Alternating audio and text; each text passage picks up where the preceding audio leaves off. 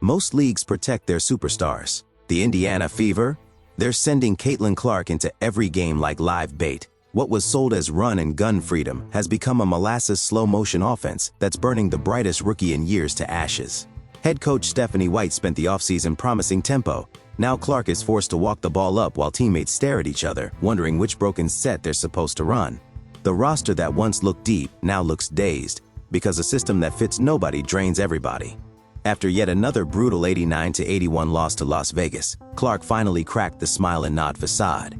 "We could have played faster, that's on me," she told the media, and every fan heard the subtext: "The plan is broken, and I'm the one getting blamed." She tried to soften it, but the slip was lightning in a bottle. When the offense crawls, the Fever implode. When it sprints, they actually resemble a pro team. White insists on patience, yet screams push pace 30 seconds later. The bench looks like kids taking two different tests with one answer sheet. Meanwhile, referees treat Clark like a physics experiment. How many hip checks can a rookie survive before she shatters? Shoulder bump, play on. Clark reaches, flagrant 2. She already leads the league in turnovers, not because she's reckless, but because she's dribbling through live-action dodgeball while hoping for a whistle that rarely comes. Every missed call chips another piece off her confidence, fuels the overhyped narrative her critics can't wait to tweet. The emotional toll is obvious. Watch her body language, palms up, eyes darting to the bench, shoulders sagging under invisible weight. Those aren't rookie jitters, that's soul fatigue. Teammates sense it too. Fast break chances die because nobody sprints hard when the coach might yank them for daring to improvise. Locker room energy feels like group therapy sponsored by broken clipboards and lukewarm Gatorade. Opponents can smell the blood. Hard screens escalate to borderline muggings, and veteran voices that should mentor instead pile on with drive-by shade.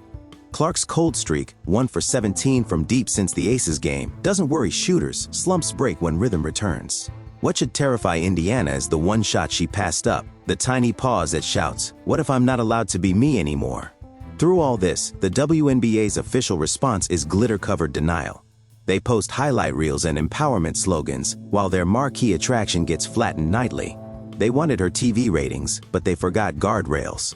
It's like handing a Formula One car to a city bus mechanic and acting shocked when the engine dies. White's rotations only magnify the mess. Clark off-ball for 80% of the game. Rookie Michaela Thompson frozen to the pine. No secondary creator when doubles trap the star. Offense without hierarchy turns every possession into a game of telephone that ends in a turnover. Defense? Non-existent. The Fever concedes straight-line drives as if paint points are an acceptable trade-off for cardio. The numbers scream for change. Clark is still averaging 19 points and 10 assists, but 8 turnovers erase half the good. Effective field goal percentage plummets because she's drained, physically and mentally. She's not yet at the dreaded rookie wall. She's smashing into a man-made barrier built by questionable coaching and league-wide pettiness. There is a fix, and it's not rocket science. Give her staggered screens in the backcourt. Let her push after makes, station shooters 2 steps deeper to widen driving lanes. Rotate with purpose. Thompson and Mitchell sprinting flanks. Boston rim running. Clark orchestrating at warp speed. Call obvious fouls before scrapes turn into sprains. Protect the investment you begged for. Because make no mistake, if Indiana, and by extension the league, keep letting this happen, Clark will find an exit. Maybe she requests a trade. Maybe she chases overseas security. Maybe she just mentally checks out. When that happens, the spectacle fades. Arenas empty back to pre-Clark levels, and no PR spin will hide the fact that they let the star burn while the crowd applauded the fire. Caitlin Clark dragged millions of new eyes to women's basketball. Now she's dragging a ball and chain called the Fever's playbook. She's supposed to be the revolution, not the sacrificial goat.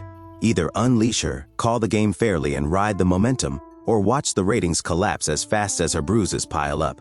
If you're tired of seeing generational talent wasted, smash that like button, hit subscribe for more no-filter breakdowns, and tell me in the comments, should Caitlin demand a new coach, or can the Fever course correct before it's too late? Your move, Indiana, and league office, because the clock's already in the red.